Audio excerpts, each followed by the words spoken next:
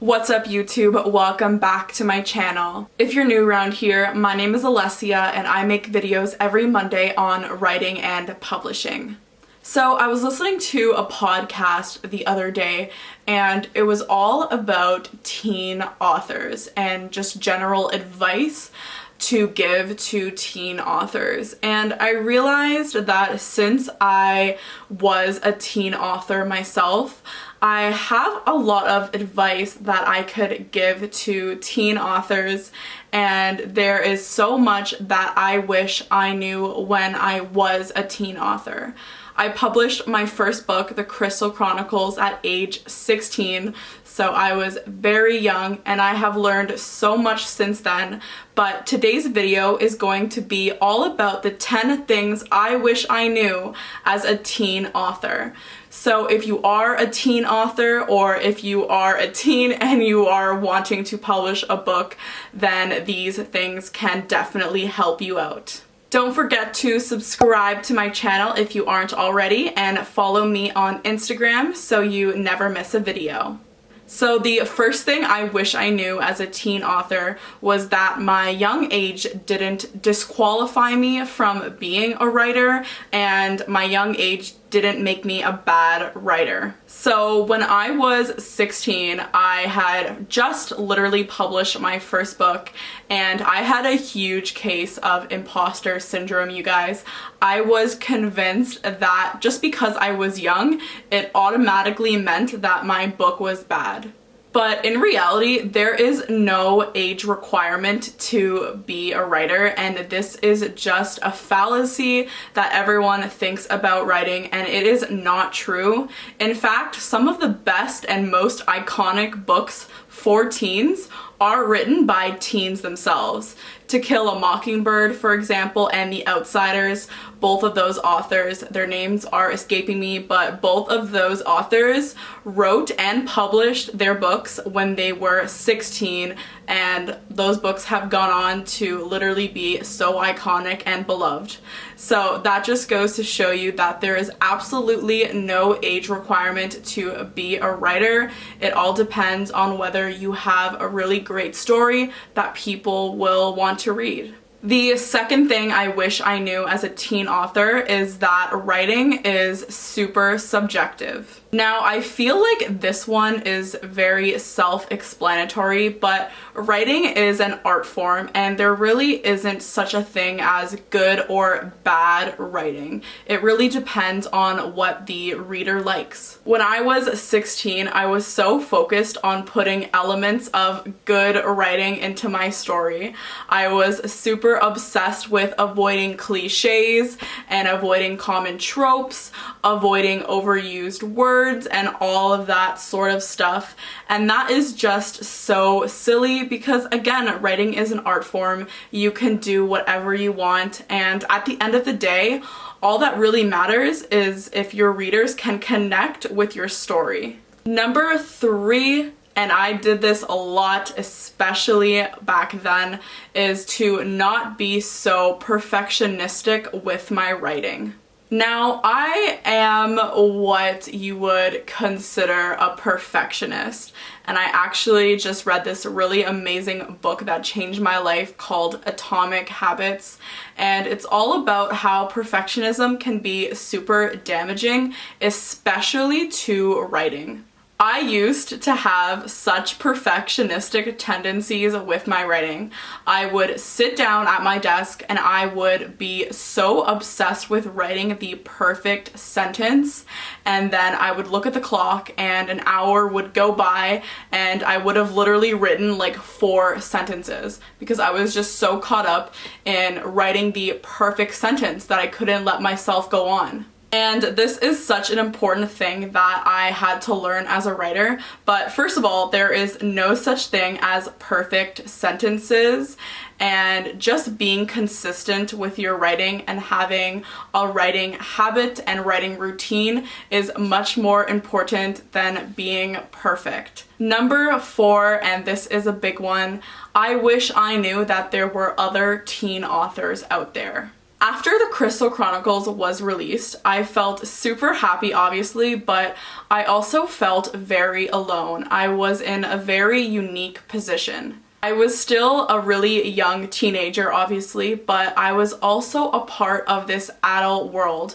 I was part of professional writing, publishing, as well as book writing, and I was constantly surrounded by all of these adults and all of these professionals that I had to work with, and I also had to give direction to. They were sort of working for me, and that was really stressful. I talked a bit about it in my other video where I talked about my experience publishing a book at 16.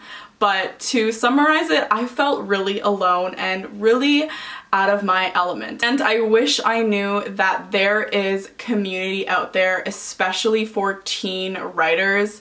Community is so important when you are a writer, because writing is, of course, a very individual, lonely activity at times. So it's really important to connect with other writers, especially your own age or in your genre. And I have talked about this before in many of my other videos, but it's actually really easy to find writing communities nowadays.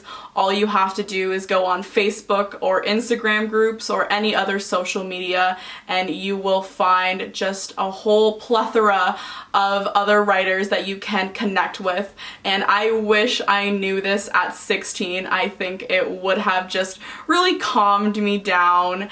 And yes, that is what I always preach to other writers. Find community, you will not regret it. The fifth thing I wish I knew as a teen writer is to not take bad reviews so seriously. I used to be terrified of getting bad reviews. I felt like if I got a bad review, it would expose me as a bad writer, or at least an inexperienced one.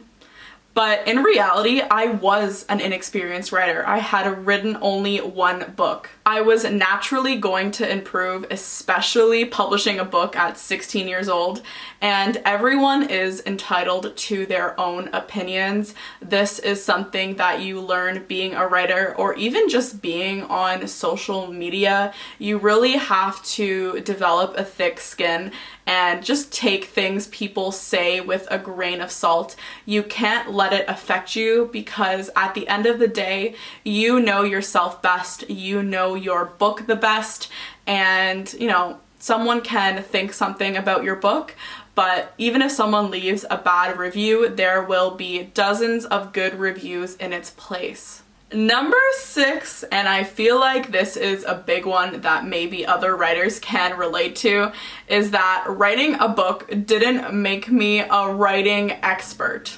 When the Crystal Chronicles came out, I thought that I had done it.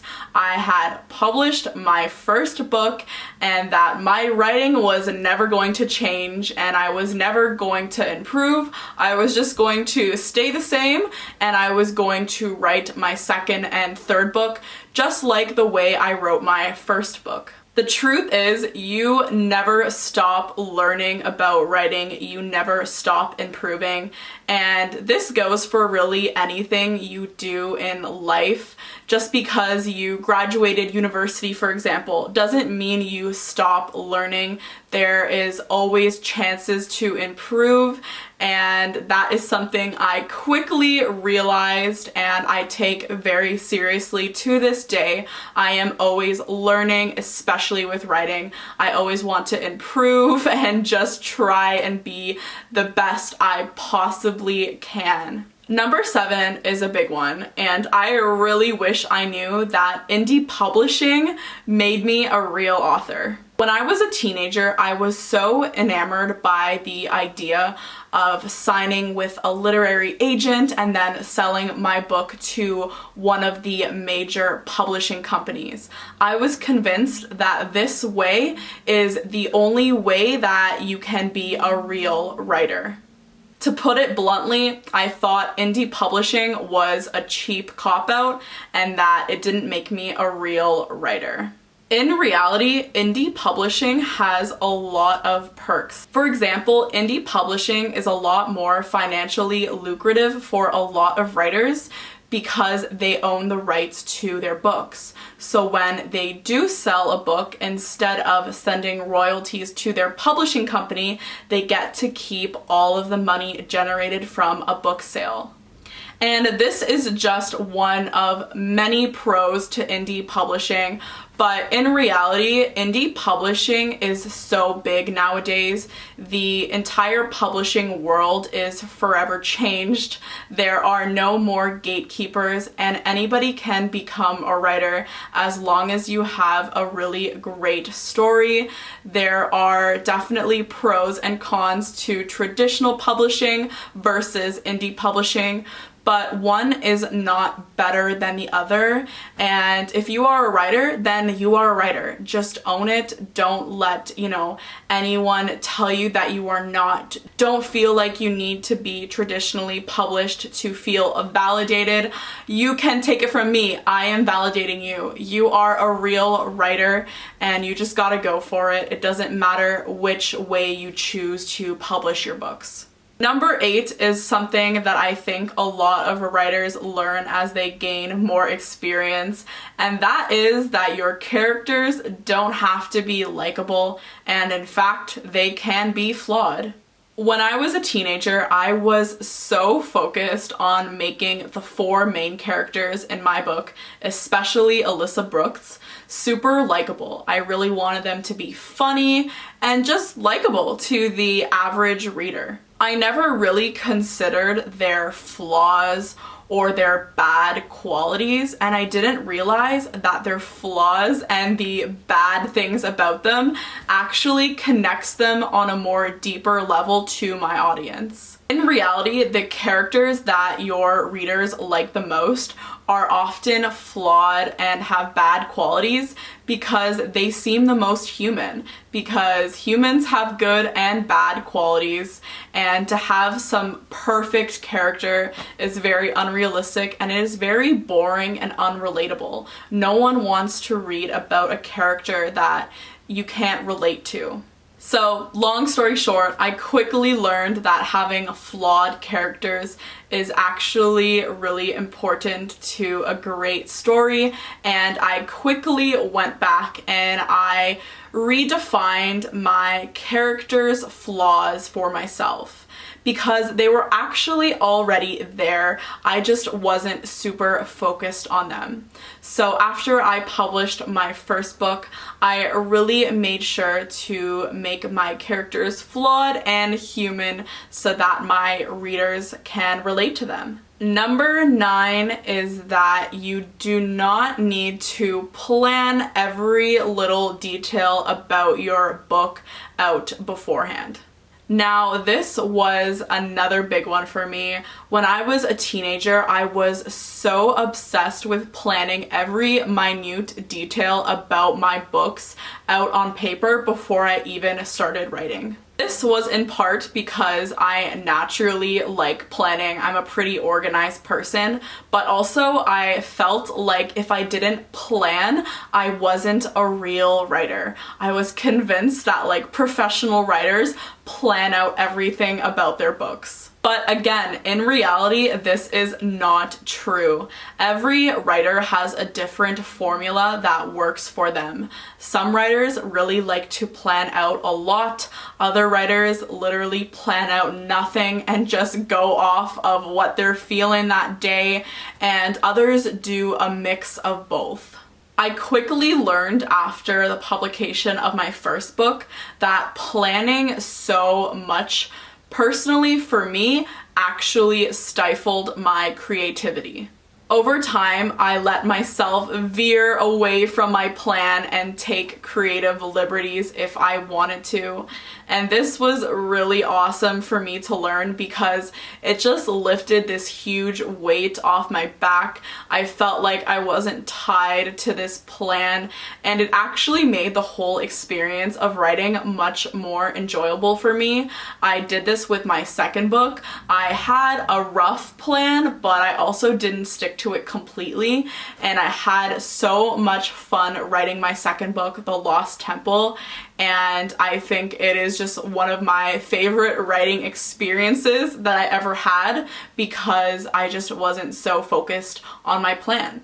And again, that is just what worked for me.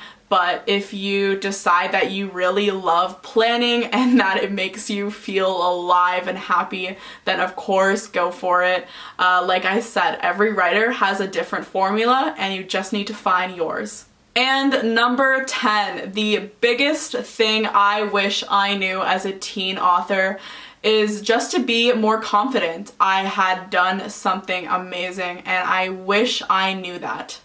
Truthfully, I wasn't as confident as I would have liked to been after the release of my first book. I still felt like an imposter, that it was this mistake and I had somehow fooled all of these people into reading my book. Even when I got a lot of reviews and I started to sell a lot of books and get a lot of media attention, I still felt like this imposter. I wish I had known that it wasn't a mistake.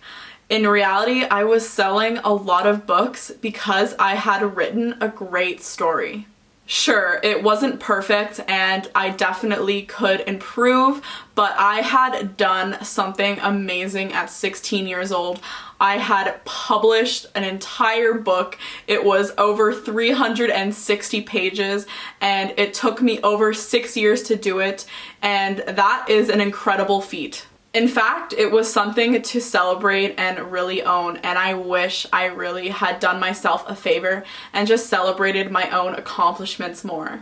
So this is a message to all of you watching. If you are a teen writer, even if you haven't published something, you are still doing amazing work. You are doing incredible things that not many people your age are doing, and that is something to feel really proud of.